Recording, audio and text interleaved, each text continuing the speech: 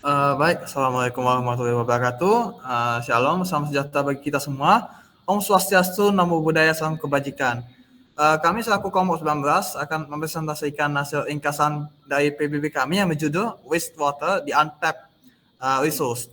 Untuk anggota kelompok sendiri ada Haki, ada Eva, ada Azhara, ada Bayu, dan saya sendiri, Benedict.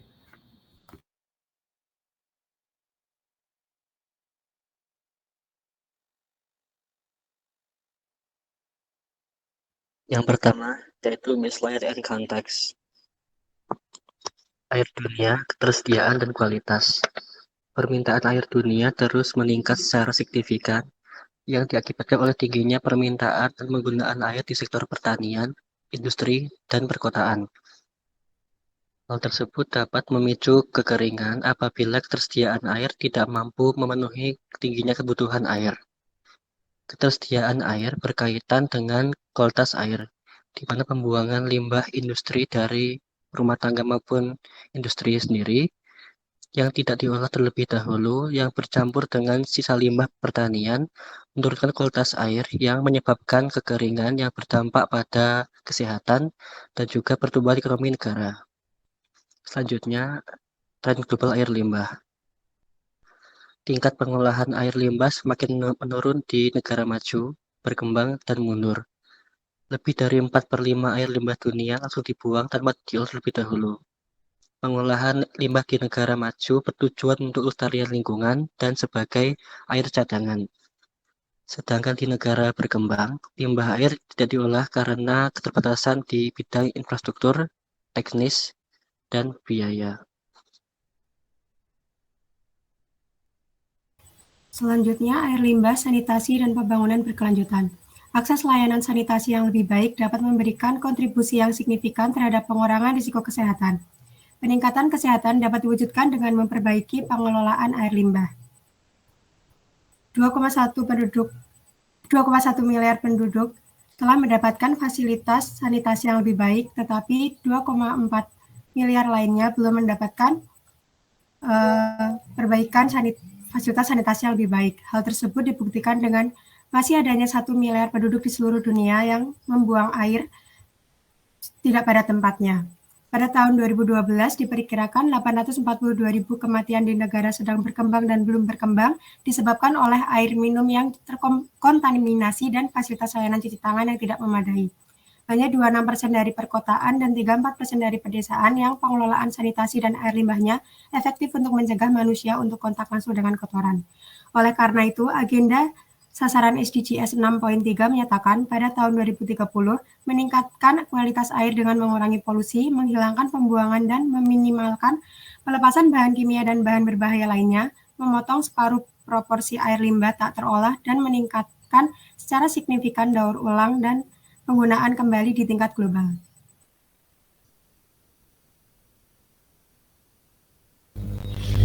Peran pemerintah di sini lebih kepada mengatur kebijakan dan mengawasi regulasi dalam pengolahan limbah air. Kebijakan yang sudah dibuat oleh pemerintah ada 6. Yang pertama ada pelaku aktivitas polluter pays principle yang merupakan prinsip di mana pelaku yang menyebabkan pencemaran nanti akan diberikan denda. Kemudian ada sustainable development yang lebih fokus kepada pemerataan efisiensi dan kelestarian lingkungan. Yang ketiga ada universal access to basic sanitation. Prinsip ini digunakan untuk memperoleh sanitasi jenis apa, kemudian ada fasilitas yang diinginkan seperti apa, kemudian bagaimana caranya pemerintah mendanai suatu wilayah tersebut agar air yang ada di situ dapat digunakan dalam jangka panjang.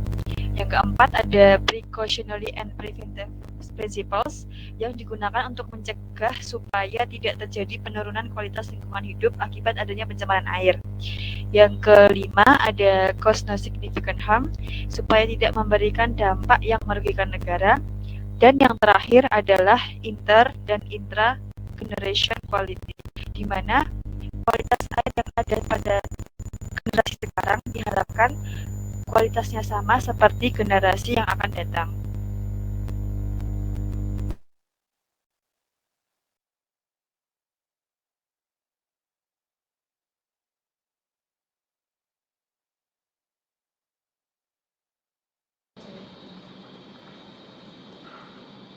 Yang selanjutnya teknis air limbah. Air limbah secara kasar terdiri dari 99% air dan 1% padatan tersuspensi, koloid, dan terlarut. Dampak dari pelepasan air limbah yang tidak diolah dengan baik dapat diklasifikasikan menjadi 3 kelompok, yaitu yang pertama dampak berbahaya bagi kesehatan manusia, yang kedua dampak lingkungan negatif, yang ketiga dampak yang merugikan pada kegiatan ekonomi.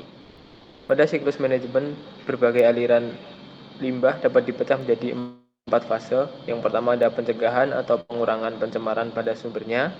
Yang kedua ada pengumpulan dan pengolahan air limbah. Yang ketiga ada pemanfaatan air limbah sebagai alternatif sumber air. Dan yang keempat ada pemulihan produk sampingan yang bermanfaat.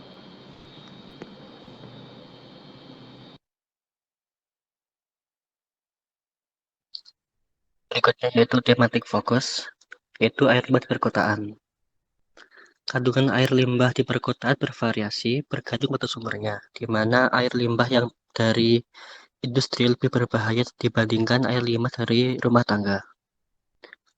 Urbanisasi menyebabkan meningkatnya produksi air limbah, namun juga dapat memunculkan solusi pengolahan air limbah yang efektif dan ramah lingkungan.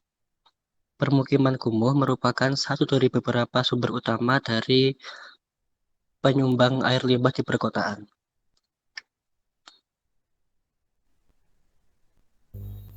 Selain perkotaan, industri juga berpengaruh terhadap pencemaran air yang terjadi.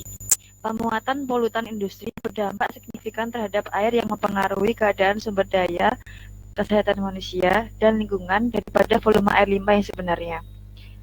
Langkah yang telah dilakukan untuk meminimalkan dampak industri di air yaitu meminimalkan volume polusi dari produksi industri supaya debit yang dihasilkan lebih kecil.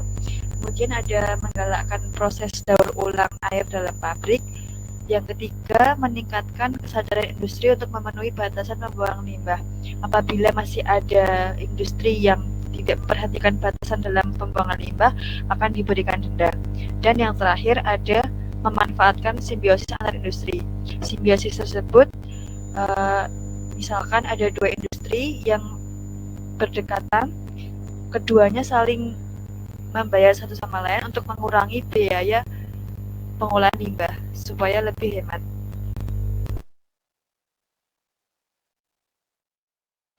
Yang selanjutnya pada sektor agrikultur, selama setengah abad terakhir, area yang diperlengkapi oleh irigasi meningkat lebih dari 2 kali lipat. Total ternak meningkat lebih dari 3 kali lipat dan aquacultur darat telah tumbuh lebih dari 20 kali lipat. Pada sektor agrikultur, penggunaan pupuk dan bahan kimia menjadi sumber pencemaran air pertanian saat penggunaannya berlebihan. Skema irigasi yang efisien dapat sangat mengurangi kehilangan air dan pupuk. Dengan pengolahan yang tepat, air limbah domestik dapat menjadi sumber air dan nutrisi yang berharga. Selanjutnya, regional perspektif. Tantangan utama mengenai air limbah di wilayah Afrika adalah kurangnya infrastruktur untuk mengumpulkan dan mengelola air limbah. Lalu, kota-kota di Afrika tumbuh dengan cepat, tetapi ketersediaan air tidak dapat mencukupi permintaan terhadap air, sehingga berbagai wilayah di Afrika mengalami kekurangan air bersih. Untuk wilayah Arab sendiri, pada tahun 2013, 71 air limbah yang berada di Arab dikelola dengan baik dan juga aman, di mana 21%-nya dimanfaatkan untuk irigasi dan resapan air tanah. Di Asia Pasifik, zat-zat yang terkandung dalam air limbah seperti larutan garam, nitrogen, dan fosfor mempunyai potensi nilai ekonomi yang digunakan untuk meningkatkan penghidupan. Studi kasus di Asia Tenggara menyatakan bahwa pendapatan dari produk air limbah jauh lebih tinggi dibandingkan biaya pengolahan air limbah. Baik, urusannya wilayah Eropa dan Amerika Utara. Tingkat aksesibilitas terutama sanitasi di bagian Eropa dan Amerika Utara itu relatif tinggi, yaitu sekitar 95%. Untuk tingkat pengolahan air limbah di daerah tersebut, di region tersebut itu sudah membaik selama 15-20 tahun terakhir. Akan tetapi ada sebagian kecil wilayah yang di Eropa dan Amerika Utara itu yang air limbahnya itu masih belum dikumpulkan dan juga belum diolah secara baik, terutama di Eropa bagian timur. Untuk wilayah Amerika Latin dan Karibia itu pengelolaan air limbah di perkotaan itu telah meningkat 2 kali lipat semenjak tahun 1990 dan diperkirakan telah mencapai 20-30% air limbah yang telah dikumpulkan dari sistem pemipaan di wilayah tersebut. Adanya peningkatan ini itu terjadi karena adanya peningkatan perlindungan terhadap air dan sanitasi, situasi finansial penyedia jasa serta pertumbuhan sosial dan ekonomi di wilayah tersebut. Adanya peningkatan pengelolaan air limbah, peningkatan water use atau daur ulang air dan juga pemulihan produk air limbah itu mendukung transisi ekonomi sirkular dengan membantu mengurangi pembuangan air limbah serta mengurangi sumber daya air limbah di sistem produksi serta aktivitas ekonomi di wilayah tersebut.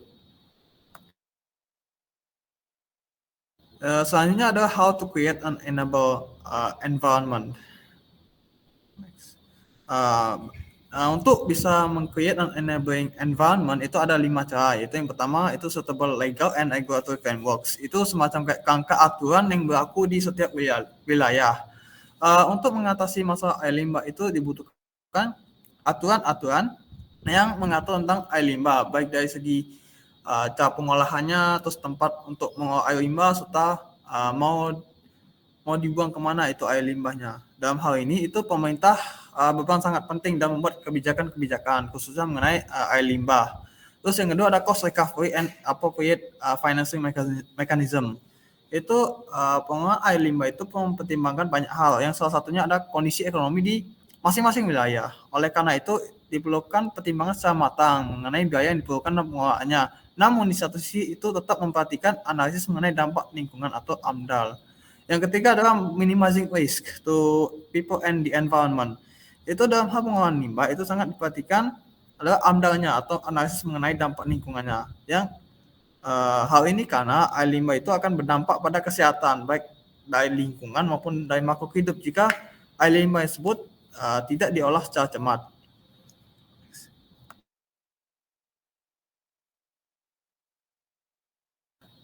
Yang keempat adalah building knowledge and capacities.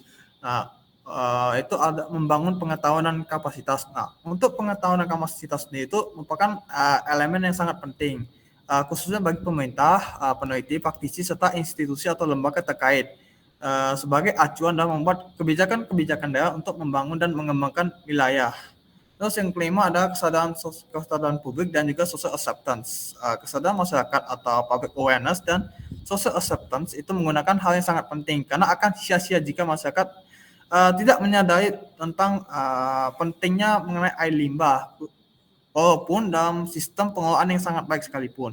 Oleh karena itu, edukasi dan informasi kepada masyarakat itu sangat penting, khususnya mengenai air limbah dan tata cara pengelolaannya. Baik, sekian presentasi dari kelompok kami. Terima kasih.